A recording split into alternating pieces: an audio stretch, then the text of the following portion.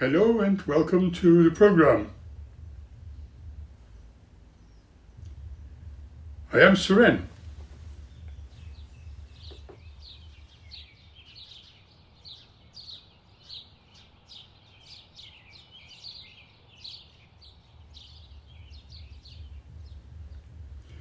Here is an interesting viewpoint for you to ponder upon. That is, if you think you are getting somewhat older. Question: why is it so that in particular within the Western countries the older people are ignored or even abandoned? It's a good question. Older people are said to be ignored or abandoned in Western countries due to ageism, which is an unfortunate cultural inclination to value youth and consider a person's worth to their productivity and independence. This is probably a youth-centered viewpoint and based in historical Protestant work ethics, which leads to social marginalization and isolation for older adults who no longer fit this ideal. Known factors like financial strain, healthcare costs, and increased isolation due to family conflicts also contribute to their abandonment in settings like nursing homes and assisted living facilities. Some older parents are totally ignored due to unreasonable assumptions and hatred of their sons and daughters in miserable isolation, probably in unsuitable, run-down and rented premises to survive on their own, and no one to turn to.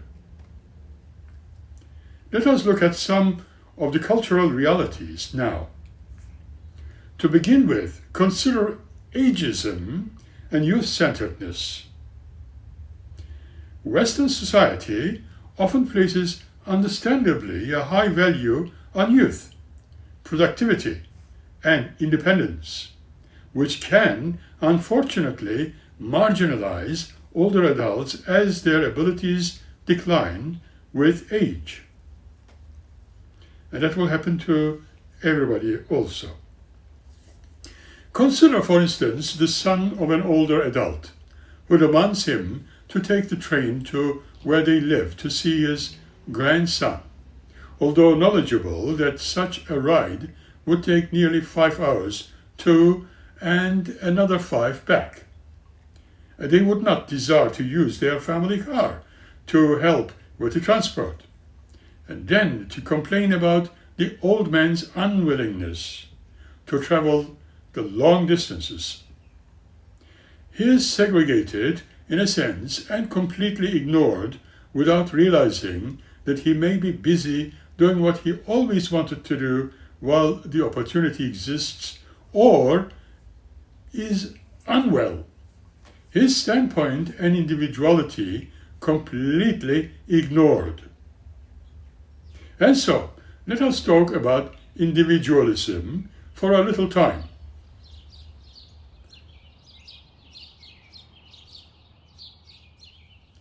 The emphasis on individualism contrasts with collectivist cultures that foster interdependence between generations and prioritize the care of elders.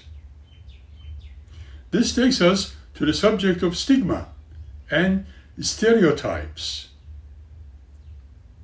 Negative stereotypes can lead to the evaluation of older people's physical and mental traits, fostering negative perceptions and social exclusion.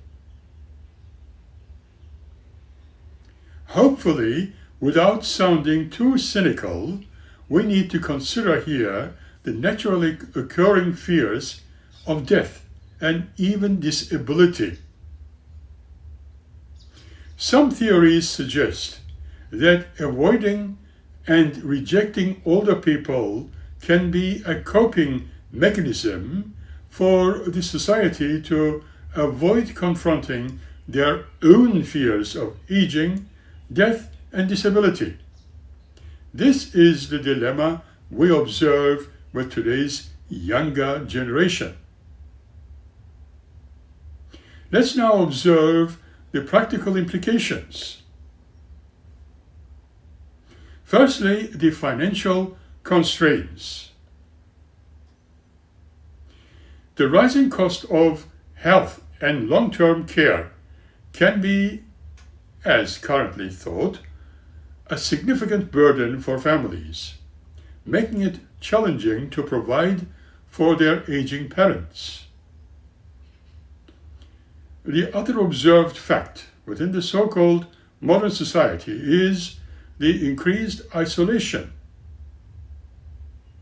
Factors such as illness, reduced mobility, cognitive impairment, and lack of access to technology can contribute to isolation, especially when combined with family conflicts or the lack of support.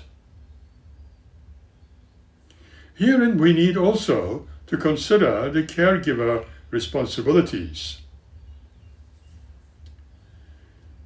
The increasing financial and time demands of caring for aging parents can be overwhelming for adult children, sometimes leading to difficult decisions about institutional care, and some seem to choose abandoning them altogether with multiple excuses. This seems to be the norm these days. And now consider the consequences. Marginalization is one aspect of them. Ageism leads to older people, or in general, the older adults, being excluded from community, from life, and from social participation. What about institutionalization? Many who are forced into retirement communities, assisted living, and nursing homes sometimes can be described as being displaced. Now consider the health impacts. The neglect and social isolation experienced by older adults have often extremely harmful effects on their mental and physical health. There is a great need to examine the observed reality of ageism, being defined as stereotypes, prejudice, and discrimination towards people because of their age. There is a thorough research to support and question the general notion of certain cultures and the countries as being less ageist compared to the West, though we may not be able to know the exact circumstances. There are indeed many theoretical explanations towards the East-West differences in this, like the modernization theory, for instance. Therefore, it is important that targeting ageism should be an important step in ensuring a world for all ages, particularly in the Western countries. Ageism has a great impact in our lives and well-being. Holding negative perceptions about one's own aging process results in 7.5 fewer years of life, compared with holding more positive views of aging. Negative viewpoints regarding one's aging have also been associated with a higher risk for worse physical and mental health status. Apart from this dilemma, age discrimination has been shown to be related to worsening health conditions in every area, a greater intention to retire from work, and a lower tendency to use healthcare services and engage in positive health behaviors.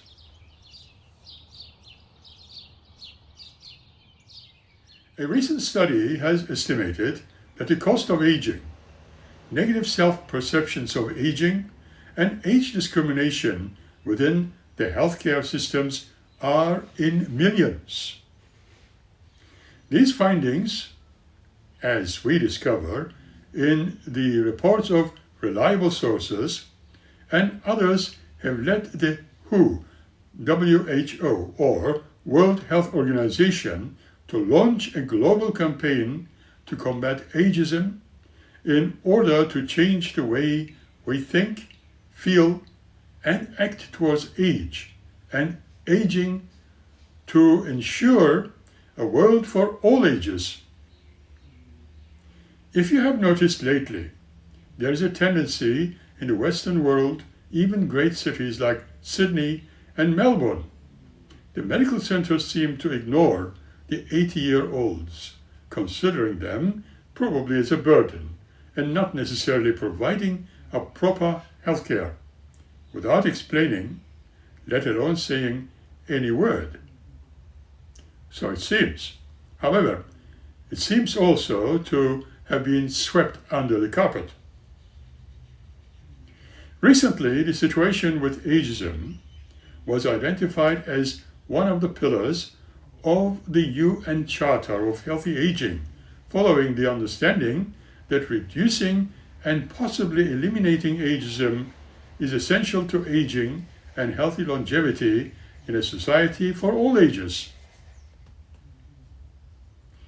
According to WHO, the Western Pacific region comprises about 37 countries and areas with diverse cultures and income levels, wherein the countries within a proportion of older adults in their total population show slightly different trend. From older countries like Japan, with almost 30% of its population over the age 65, to young countries like Cambodia and Laos, with less than 5% of the population in the 65 plus age group. The Western Pacific region presents immense regional diversity. This region includes several upper, middle, and high-income countries like China, South Korea, Japan, Singapore, and New Zealand, whose population account for increasingly larger numbers of older adults. As we discover therein, many countries in the region, large and small, not well known for their traditional cultures, in which filial piety plays a central role.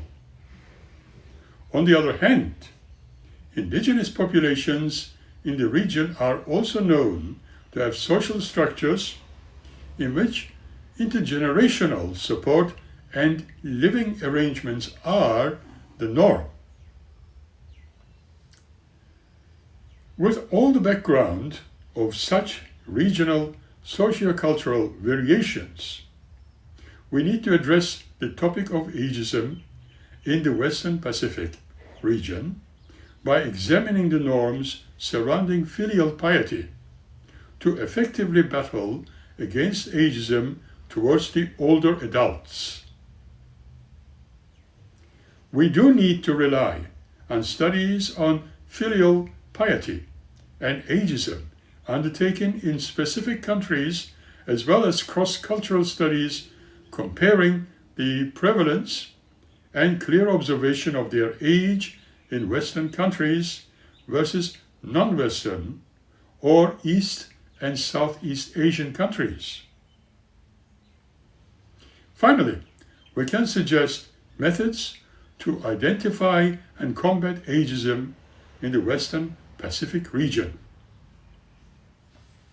We also need to further explore that the distinction between traditional and westernized cultures is somewhat arbitrary, given the large variability found within those countries, and in fact that the differences are not dependent as only a functional of geographic location. Nonetheless, this distinction has been used in the past research to better understand cross-cultural references. Broadly speaking, English-speaking countries such as the United Kingdom, Canada, the United States, Australia, New Zealand, as well as Western European countries, thought to represent Western cultural values, whereas countries across Asia, Africa, and South America, those situated at varying levels of modernization and westernization, are considered to represent traditional cultural values.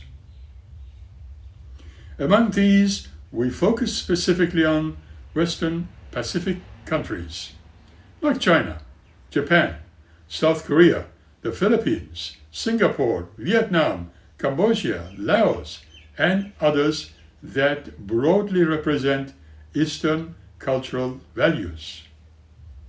These countries are recognized for their extensive historical and deep cultural roots that shape and govern the social customs and norms. Common among them is a cultural reverence for elders emphasizing the filial piety. Eastern and Western countries or cultures are thought to be holding distinct attitudes, behaviors, and feelings towards older people. Eastern cultures emphasize the value of piety, which represents the debt the children owed to their older parents and ancestry. Let's not forget that filial piety is considered a central moral obligation which ensures social order.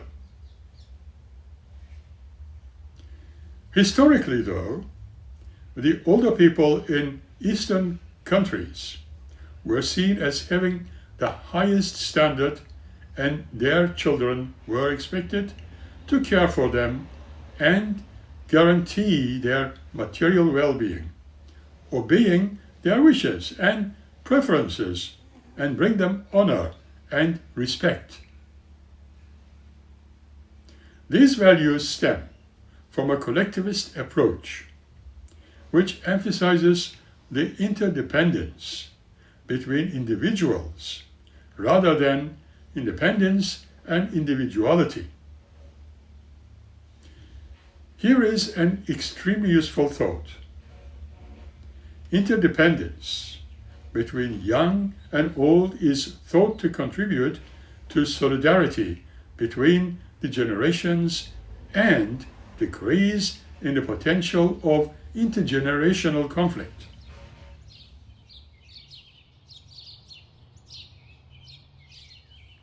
Let us now consider ageism and filial piety in Western Pacific region.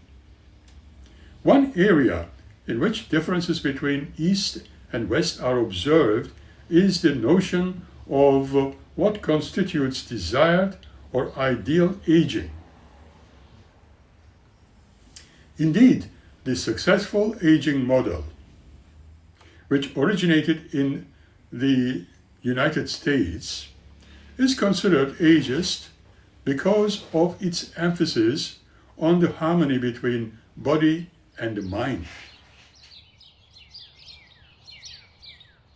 Besides, it is considered prescriptive and highly focused on individual health status.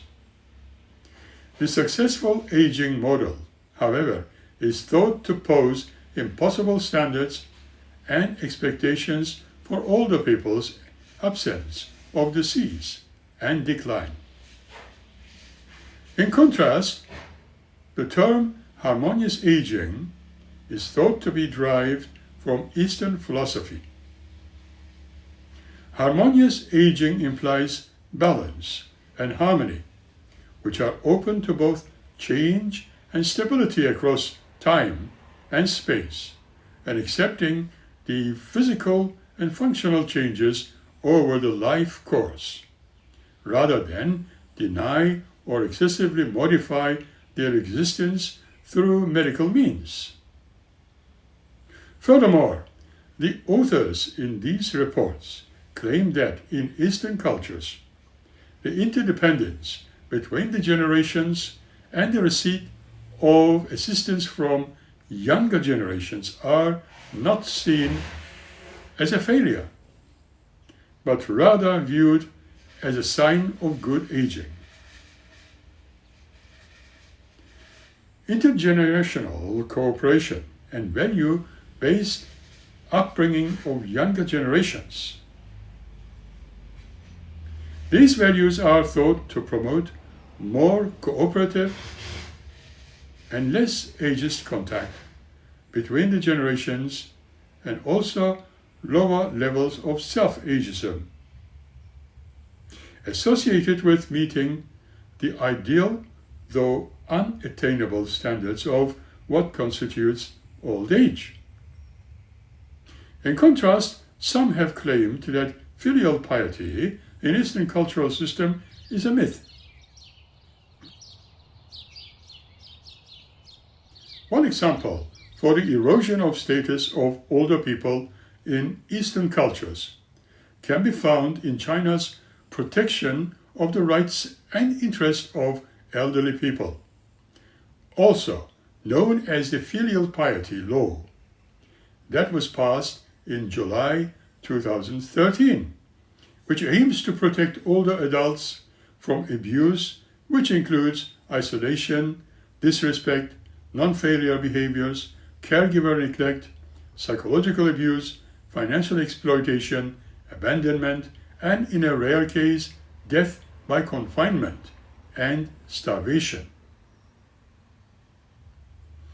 The law therein explicitly dictates that adult children must visit their older parents frequently.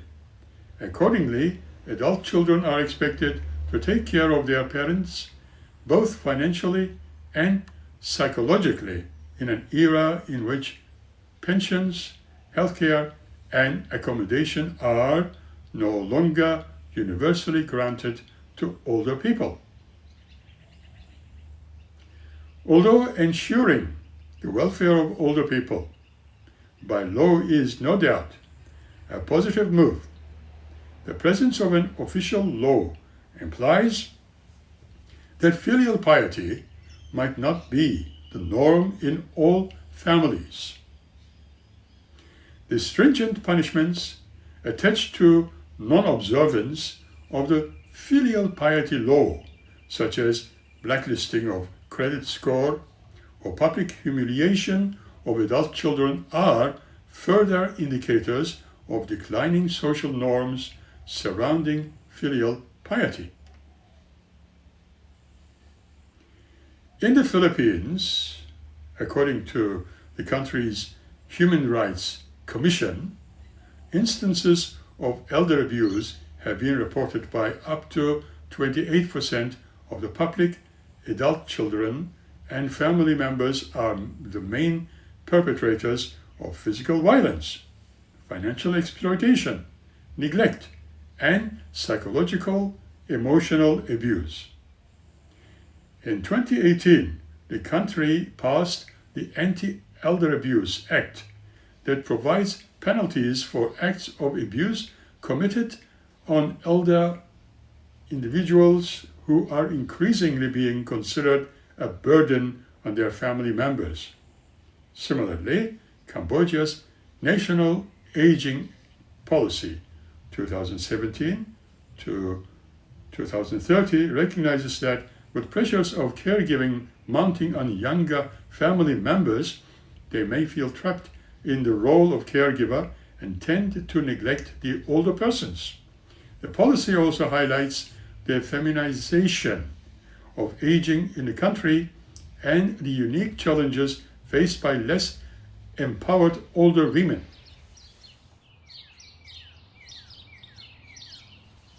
Along with the cultural study on intergenerational communication across the Pacific Rim, involving 1,400 students from 4 Western countries, United States, Australia, Canada, and New Zealand, and 4 East and Southeast Asian countries, Japan, Korea, Hong Kong, and the Philippines, found that compared to Western participants, Asian students reported lower intentions of providing practical care and communicative support to their older relatives than was expected of them.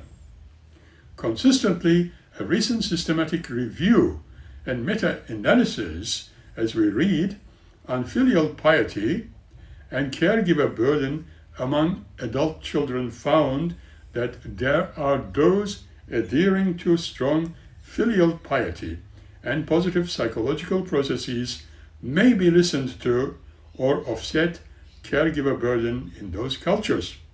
And the very concept of failure for piety must be reassessed, updated, and expanded to include other regions and cultures of the world.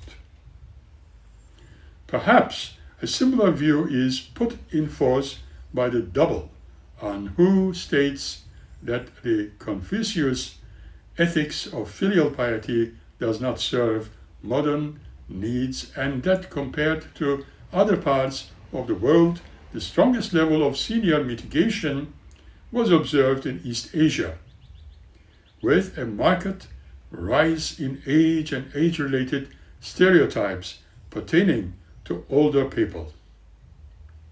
In support of the claim, a recent systematic review of filial piety within Chinese adult children has found caregiving, stress, role strain, and poor self-rated health to be associated with higher levels of piety. These normative changes can partially be attributed to modernization processes and demographic shifts that are taking place in the region. We further discover that these changes are characterized by longer life expectancies, a decrease in family size, economic hardships across, rising cost of living and healthcare, the migration of adult children to urban areas and in other countries, and the entrance of women into the workforce, among other factors. Some thought to ponder. For many years, there has been an assumption that modernization brings with it a reduction in the status of older people, especially in relation to urbanization, education, economics, and health technologies. Following the invention of print, the introduction of new technologies and immigration of the younger generations to urban areas, the status of older people has somewhat declined, while all those older adults have lost both familiar and economic roles, effectively rendering them obsolete in modern times. That's a fact, sadly spoken.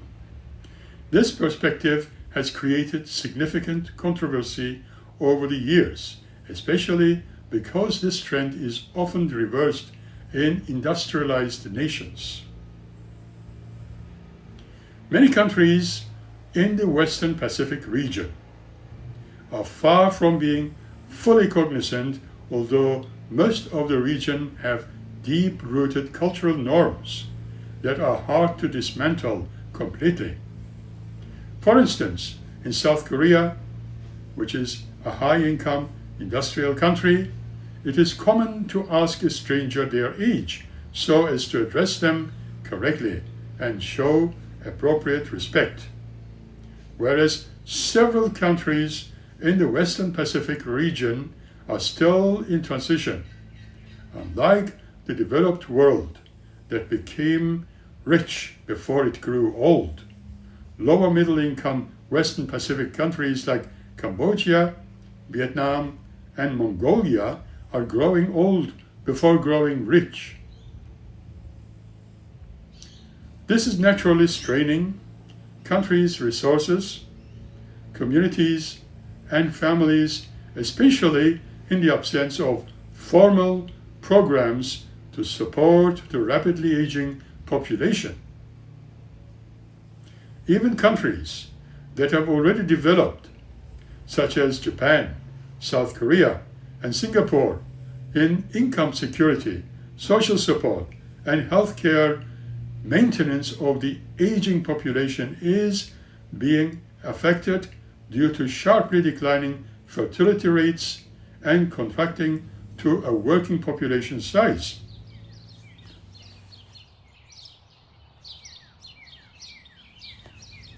Consequently, regardless of development status, progressive laws and tax incentives in most Western Pacific countries, families continue to remain the primary source of support and care for older adults, while governments scramble to set up adequate infrastructure for the aging population. The dependence on family and relatives for care and support, however, is leading to instances of more elder abuse and abandonment, which are prompting governments to enact and establish laws to penalize family caregivers, thereby excess of an already untenable situation. The transition of traditional societies is possibly linked to the evolution of socio-cultural values that govern intergenerational relationships. However, modernization alone cannot explain the complexities that shape these interactions. It is possible, therefore, to point to parallel modernization processes that have taken place in the West. These might be responsible for comparable status of older people in Eastern and Western societies. For instance, a study that examines the balance of age stereotypes in the United States versus China has found limited differences between the two countries, concluding that both cultures hold negative views of mental and physical traits of older people.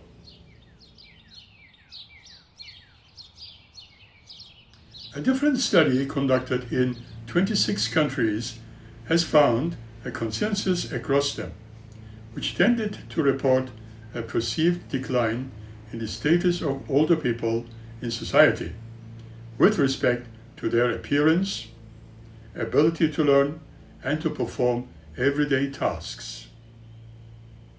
Simultaneously, perceived wisdom and knowledge accompanied by increased respect also were reported.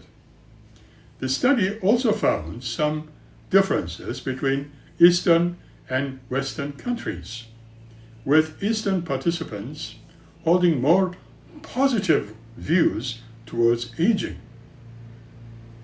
However, they also held less favorable perceptions towards wisdom in old age. The authors concluded that differences between East and Western countries diminish once the proportion of older people in the population is considered. In contrast, a recent meta-analysis has found that the status of older people in Western countries is actually better than the status of older people in Eastern countries. Geographic variability emerged even within Eastern countries, with the strongest evaluation found in East Asia compared with South and Southeast Asia and non-Anglophone Europe. The author attributed the high levels of ageism in Eastern countries to the fact that Eastern countries experience accelerated aging, with a one-child policy in China, a reduction in birth rate in Japan and other Eastern countries. The percentage of older people in society is increasing rapidly.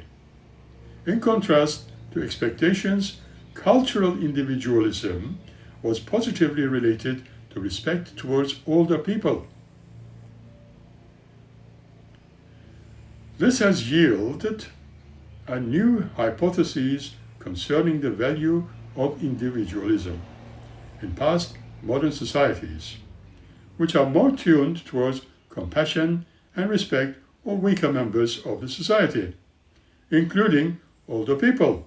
As such, it is in the Western cultures, which are modern, more accommodating, and respectful toward older people, rather than Eastern cultures. Again, a different study concluded that it is not the pace of populations aging, but the percentage of older people in the society. The study, based on the World Value Survey, has found moderate to high levels of ageism in 34 out of 57 countries.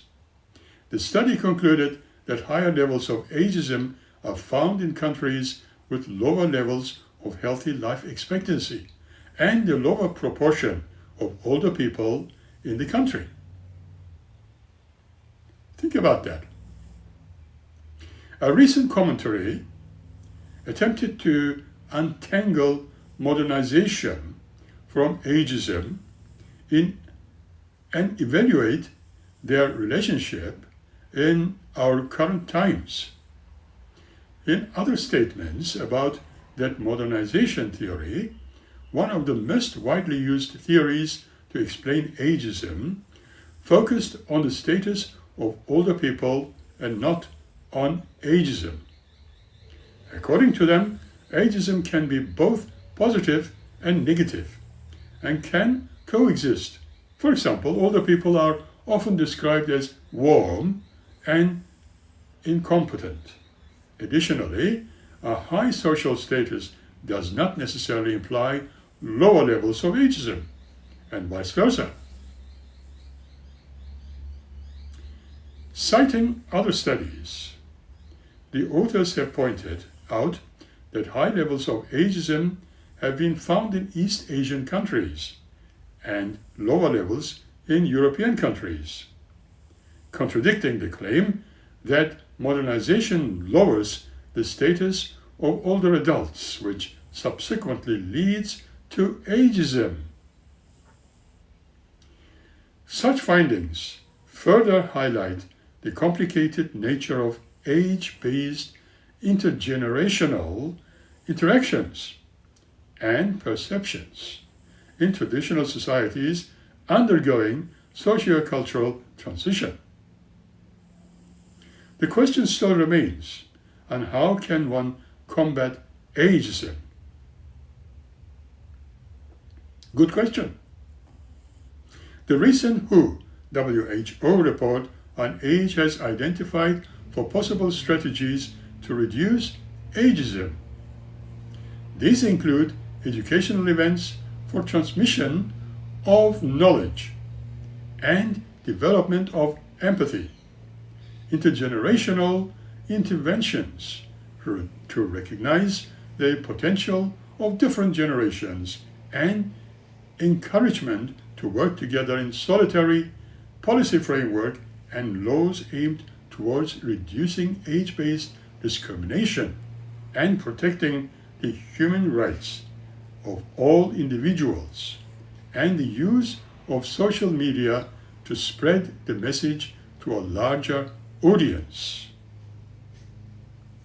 Both educational interventions and intergenerational contact have shown effectiveness in reducing age stereotypes towards older people.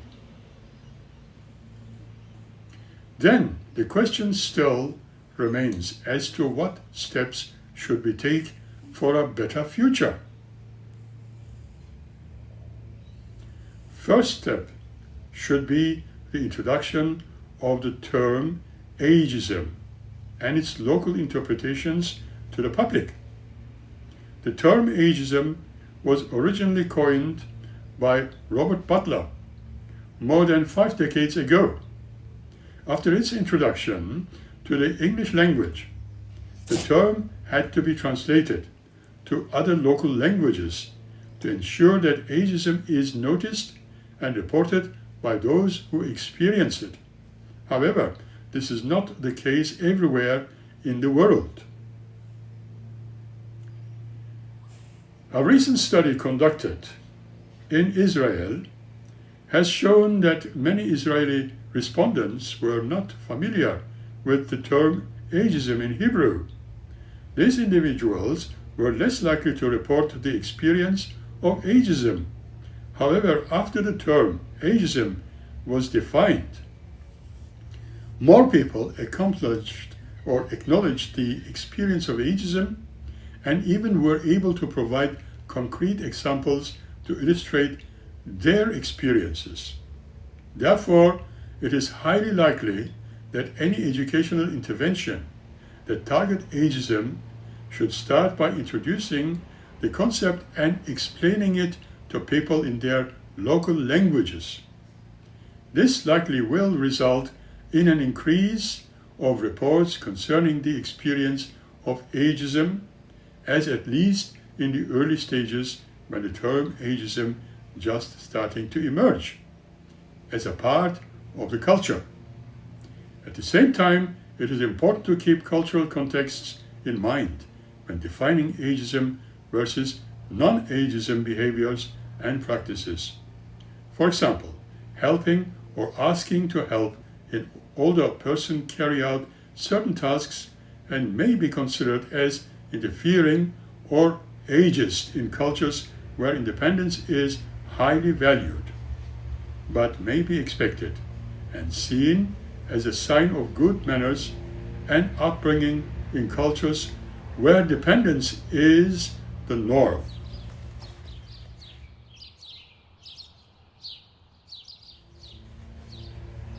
Cultural context, therefore, should be considered and is paramount to avoid risking unnecessary clash of values. At the same time, it is important to consider the fact that cultural values evolve over time. For example, according to Confucianism, adult children are required to support their elders and care for them at home. Failing to do so may carry social stigma for both of the parents and adult children. However, it is now more acceptable in urban Asian societies to place older relatives in long-term care institutions. Similarly, and traditionally, information about medical diagnosis and end-of-life care work in the domain of adult children with the intention of shielding all relatives from distressing news. Now, in line with Western medical ethics and informed consent, many older adults prefer truth-telling in making their own medical decisions. Therefore, one way to define and subsequently combat ageism could involve older adults in the creation, identification, and definition of the concept of ageism in their own language and culture within their own social context.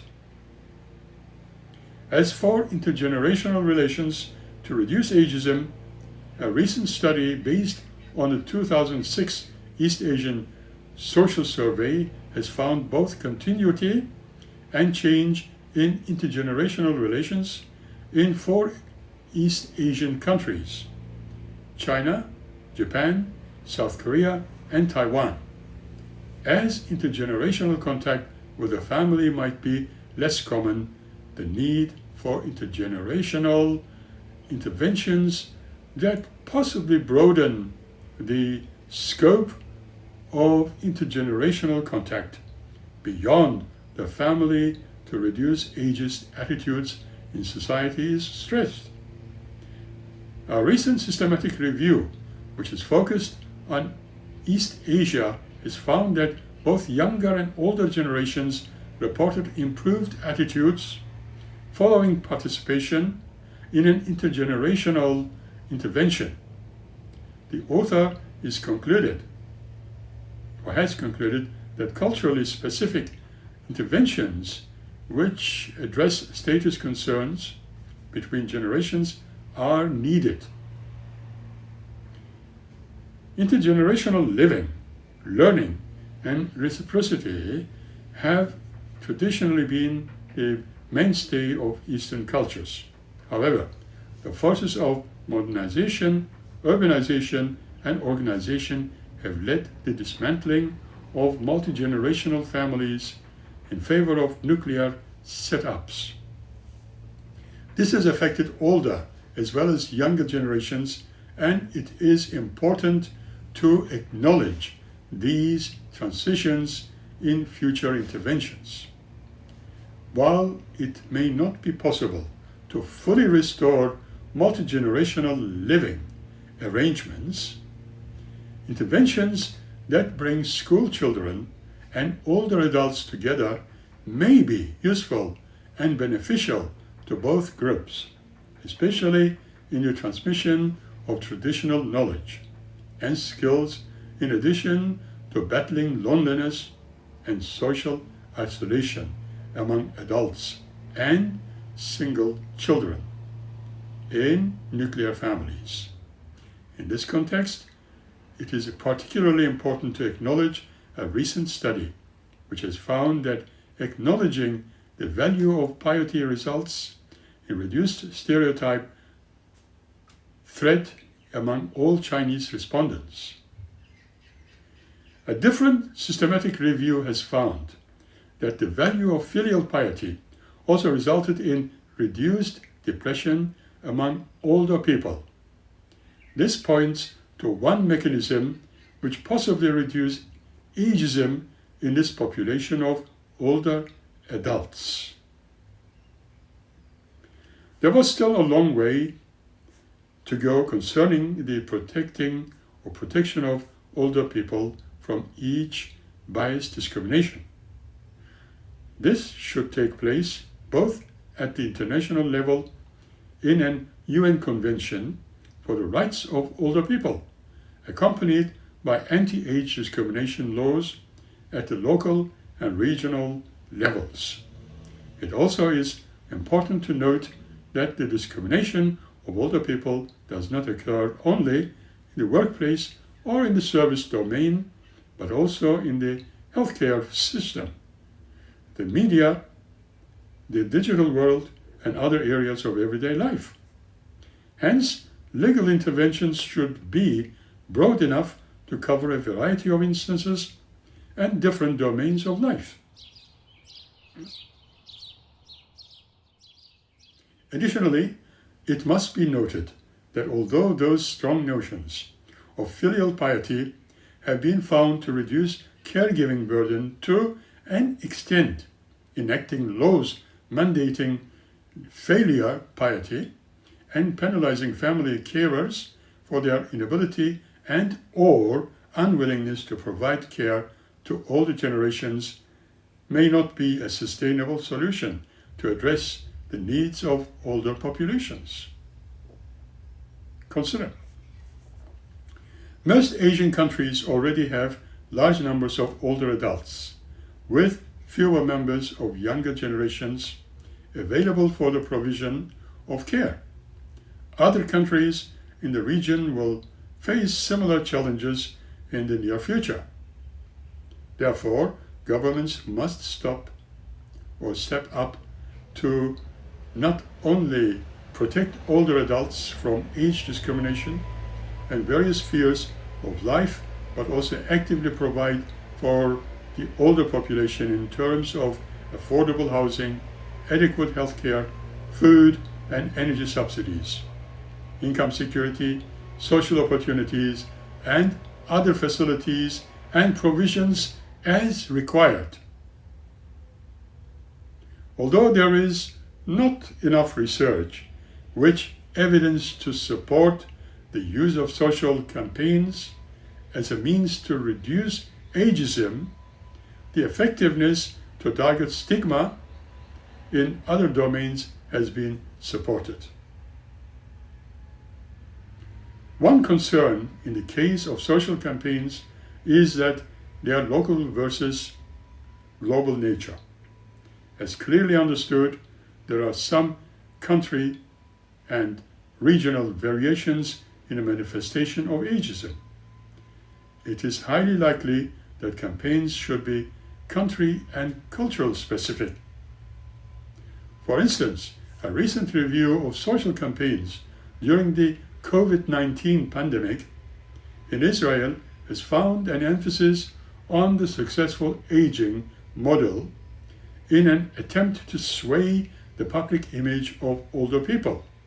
This likely stems from the successful aging theory, which color the experiences of aging in Western society. And Eastern cultures and countries, in contrast, harmonious aging might be a more appropriate image to advocate for in social campaigns that target ageism. This strategy may be especially effective in reducing ageism amongst the younger operations and younger generations, as it can help build compassion, empathy, kindness, and cooperation across generations. Using balanced messaging and images of aging in social media may also help reduce internal ageism among the older population by improving their quality of life and enhancing social participation.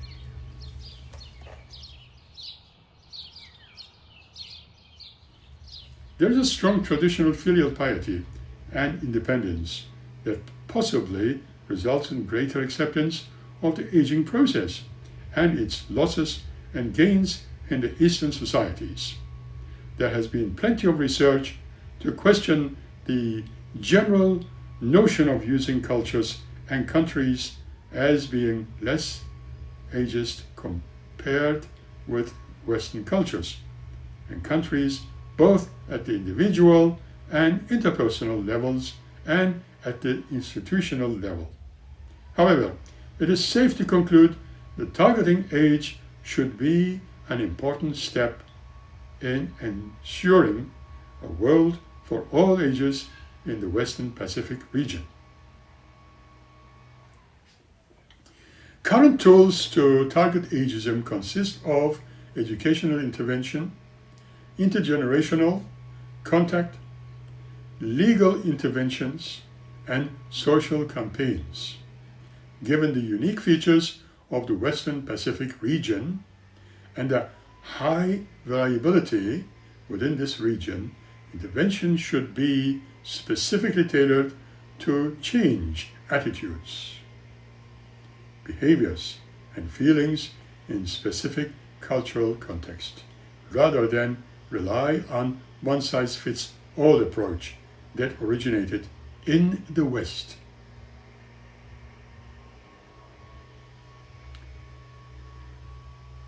We will consider more issues in the near future, but for now, we will end this session and meet you again by the next episode. Keep smiling and be happy, always. And thank you